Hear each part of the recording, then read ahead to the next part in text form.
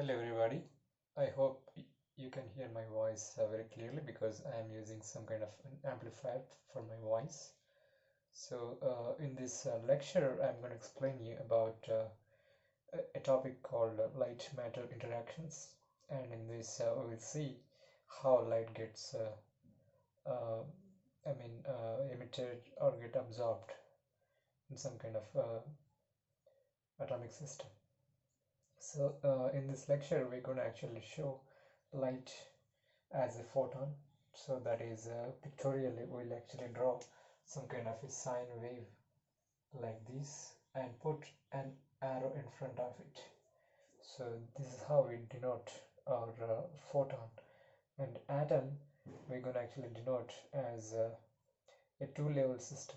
Of course an atom will have several energy levels for electrons, but we're going to pick up only two energy levels and the I mean call those energy levels as level number 1 and level number 2. So this kind of convention is also called a two-level atom.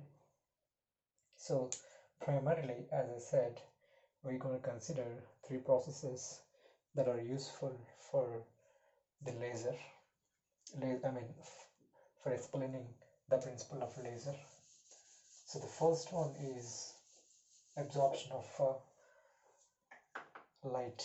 So if you have a two-level atom initially like this, with level number 1 and level number 2 labeled like this, and the electron of that atom could be actually sitting in level number 1 like this, and in case if it sees some incident photon of energy h nu, and if you call the energies of these levels as E2 and E1, then if it satisfies the condition that the difference of these two energies is equals to the energy of the photon, then what can happen is that electron which was sitting in the energy level number 1 will now raise to energy level number 2.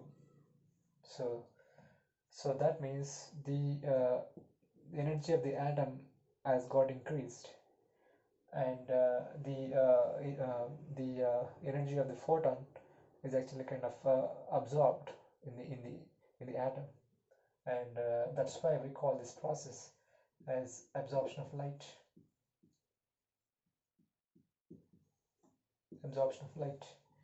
And coming to the second process, which we can call as spontaneous emission. I'm going to actually kind of quickly uh, erase this and start explaining about that. So the second topic, as I said, would be about spontaneous emission of radiation. So in this, let me put that as our heading, that is spontaneous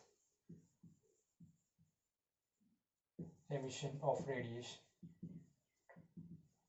So in this, we take an atom, two-level atom, with the electron of the atom sitting in the upper level like this, and over a period of time, or maybe after some time, called the characteristic lifetime of this atom, what happens is the electron uh, which was initially in the level number 2 will now come to level number 1. So the energy which was here, electron which was here in the E2 level will now come to E1 level. So in the process, the energy of the atom is reduced by a factor which is E2 minus E1, and this much of the difference of energies will now convert to photonic energy. So in the process, what happens is we get a photon emitted with energy h nu, and this photon can actually go in all possible directions. So it can be actually going in all possible directions, and also the phase of the emitted photon wave could be having random phase. So this process is called spontaneous emission, and the lifetime of these E2 level is usually of the order of a few nanoseconds, but it can be even much more, closer to a millisecond, uh, like that. And in case if it is kind of a long-lived level, then we call this level as a metastable state level. And those kind of metastable states are actually useful for construction of laser. And now we're going to talk about the third important process for the explanation of laser action, that is actually stimulated emission. So stimulated emission will also be again kind of similar to the spontaneous emission.